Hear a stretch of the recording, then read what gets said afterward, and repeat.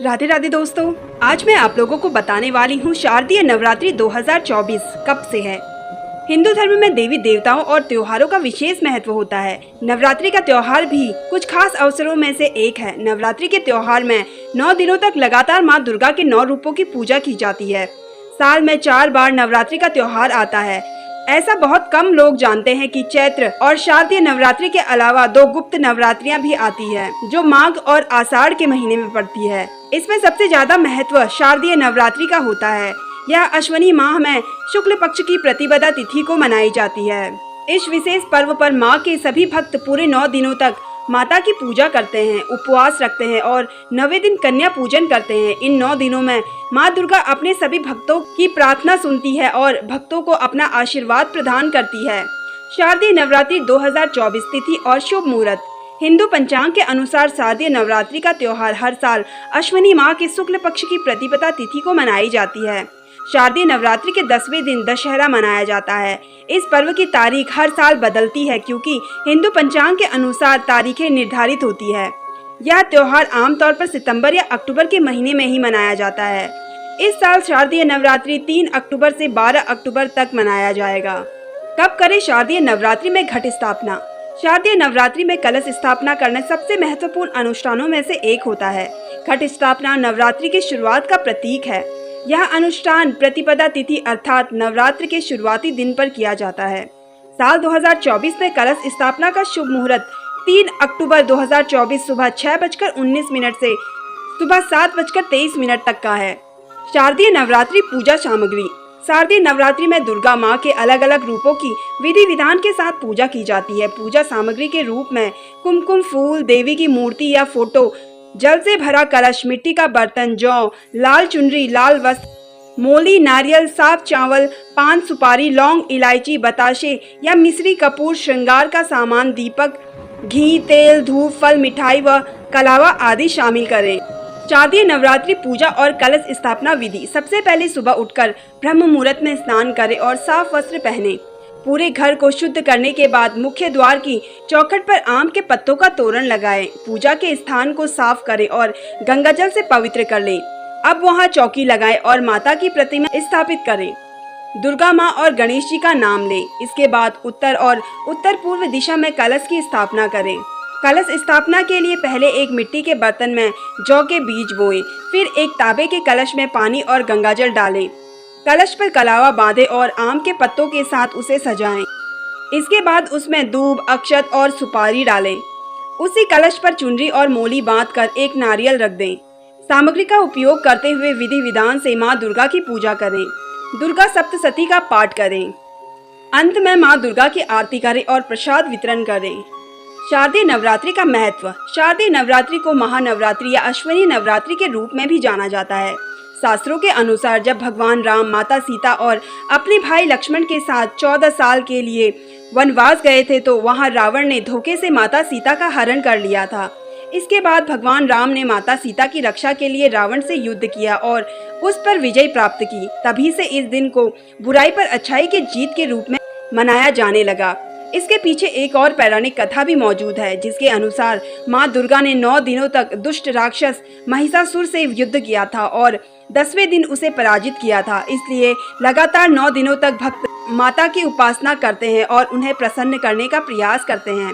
ऐसी मान्यता है कि इस समय पूरी श्रद्धा से माँ दुर्गा की पूजा करने से आपके सभी कष्ट दूर हो सकते हैं और आप एक समृद्ध जीवन की शुरुआत कर सकते हैं। चैत्र और शारदीय नवरात्रि में क्या है अंतर? चैत्र और शारदीय नवरात्रि 2 प्रमुख हिंदू त्योहार हैं जो भारत में विशेष धार्मिक महत्व रखते हैं। हर साल चैत्र नवरात्रि मार्च और अप्रैल और शारदीय नवरात्रि सितंबर और अक्टूबर मास में मनाया जाता है। इस प्रकार चैत्र नवरात्रि वसंत ऋतु में मनाई जाती है, जबकि शारदीय नवरात्रि शरद ऋतु के आगमन को दर्शाता है। चैत्र नवरात्रि के दौरान हम 9 दिनों तक माँ दुर्गा के विभिन्न रूपों की पूजा करते हैं। फिर 9वें दिन रामनवमी मनाते हैं। वहीं शारदीय नवरात्रि में हम दुर्गा महानवमी और विजयदशमी के साथ नवरात्रि का समापन करते हैं। इसी के साथ जानेंगे नवरात्रि के 9 दिनों माता का प्रिय भोग और प्रिय रंग। नवरात्रि के त्योहार में रंगों का भी विशेष महत्व होता है। इन 9 दिनों के लिए 9 अलग अलग रंगों का चुनाव किया जाता है। अगर आप 9 दिनों तक इन रंगों को पहनते हैं और देवी माँ की पूजा करते हैं तो वह आपको बेहद शुभ परिणाम देता है। आइए जानते हैं माता के प्रिय रंग और प्रिय भोग। प्रथम दिन माँ शैलपुत्री की पूजा में गाय के घी और दूध से बनी चीजों का भोग लगाया जाता है। तो इस दिन आप दूध से बनी बर्फी, खीर या फिर हलवे का भी भोग लगा सकते हैं। कद्दू का हलवा आप इन्हें भोग में चढ़ा सकते हैं। नवरात्रि के पहले दिन आपको नारंगी रंग के कपड़े पहनने चाहिए। नारंगी रंग को पहनकर पूजा करने से आपको बहुत सकारात्मक महसूस होगा। नवरात्रि का दूसरा दिन माँ ब्रह्मचारिणी। धार्मिक मान्यताओं के अनुसार माँ ब्रह्मचारिणी को दूध और दूध से बने व्यंजन अति प्रिय होते हैं। माँ ब्रह्मचारिणी के भक्त उन्हें प्रसन्न करने के लिए दूध से बनी मिठाई, खीर या पंचामृत जैसी चीजों का भोग लगाते हैं। इस दिन आप सफेद रंग के वस्त्र धारण करें। यह रंग आपको आत्मशक्ति, आत्मशांति और बेहतर महसूस कराने में सहयोग करेगा। तीसरा दिन माँ चंद्रघंटा का भोग। माँ चंद्रघंटा को केसर की खीर और दूध से बनी मिठाई का भोग अर्पित करना चाहिए। इसके अलावा पंचामृत, चीनी व मिश्री माता रानी को अर्पित करें। नवरात्रि के तीसरे दिन लाल रंग को दिनचर्या में जरूर शामिल करें। आप इस रंग का प्रयोग माता की पूजा के लिए भी कर सकते हैं क्योंकि लाल रंग माता को अर्पित होता है। नवरात्रि का चौथा दिन माँ कुष्मांडा का भोग। माँ कुष्मांडा को भोग में मालपुआ अर्पित किया जाता है। मान्यता है कि ऐसा करने से माँ कुष्मांडा प्रसन्न होती है और भक्तों पर अपनी कृपा बरसाती है। माँ को दही और हलवे का भोग भी लगाया जा सकता है। नवरात्रि के चौथे दिन गहरा नीला रंग नवरात्रि के चौथे दिन सबसे शुभ रहेगा। नीला रंग समृद्धि और शांति लाता है। इस रंग के वस्त्र पहनने और माता का ध्यान करें। नवरात्रि का पांचवा दिन स्कंद माता को पीले रंग की वस्तुएं सबसे प्रिय है, इसलिए उनके भोग में पीले फल और पीली मिठाई अर्पित की जाती है। आप इस दिन केसर की खीर का भोग भी माँ के लिए बना सकते हैं। विद्या और बल के लिए माँ को 5 हरी इलायची अर्पित करें और साथ में लौंग का एक जोड़ा भी चढ़ाएं। इस दिन आप पीले रंग के कपड़े पहनने से आप खुश और सकारात्मक महसूस कर सकते हैं। पीला एक नर्म और मन को खुश कर देने वाला रंग है। यह आपका दिन अच्छा बनाएगी। नवरात्रि का छठा दिन माँ कात्यायनी देवी को शहद और मूंग दाल हलवे का भोग लगाया जाता है। नवरात्रि के छठे दिन हरा रंग पहने। हरा रंग प्रकृति से जुड़ा होता है। यह सभी चीजों के फलदायी, शांतिपूर्वक और स्थिर होने का संकेत देता है। देवी की प्रार्थना करते समय हरे रंग को पहनना आपको शांति महसूस करवा सकता है। नवरात्रि का 7वां दिन कालरात्रि। महासप्तमी के दिन माँ कालरात्रि को गुड़ और गुड़ से बनी चीजें जैसे मालपुए का भोग लगा सकते हैं। इस दिन आप स्लेटी रंग के वस्त्र पहने। यह आपकी सोच को संतुलित करने में मदद करेगा। इसकी ऊर्जा से आप अधिक व्यवहारित हो सकते हैं। नवरात्रि के 8वें दिन महागौरी। अष्टमी के दिन माँ गौरी को उनके प्रिय हलवा, पूरी और चने का भोग लगाया जाता है। साथ ही इस दिन माँ गौरी को प्रसन्न करने के लिए नारियल की बर्फी और लड्डू भी चढ़ाएं क्योंकि माँ का प्रिय भोग नारियल माना जाता है।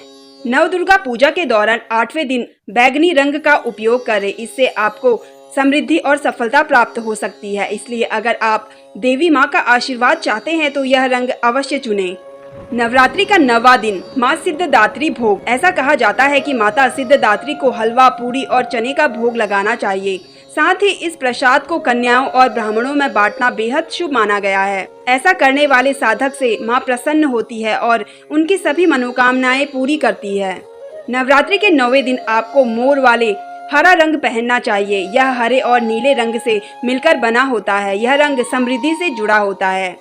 अब की बार पालकी पर सवार होकर आएंगी माँ दुर्गा। माना जा रहा है बेहद ही अशुभ। माँ दुर्गा का आगमन पालकी पर होगा। माँ दुर्गा हर बार अलग अलग सवारी पर सवार होकर आती है। माँ दुर्गा किस वाहन से आएंगी, इसका असर देश और दुनिया पर देखने को मिलता है। अब की बार माँ दुर्गा पालकी पर सवार होकर आएंगी। माना यह जा रहा है कि माँ दुर्गा का पालकी पर सवार होकर आना देश की सुरक्षा और अर्थव्यवस्था के लिए अच्छा संकेत नहीं है। शारदीय नवरात्रि के दौरान अगर आप पूरी श्रद्धा से, भक्ति भाव से माँ नौ दुर्गे की पूजा करते हैं तो आपके घर में अवश्य ही सुख समृद्धि बनी रहती है। तो दोस्तों, कैसी लगी आपको मेरी ये जानकारी, कमेंट करके ज़रूर बताइए। और अगर आप मेरे चैनल पे नए हैं तो मेरे चैनल को सब्सक्राइब कर लीजिए। धन्यवाद।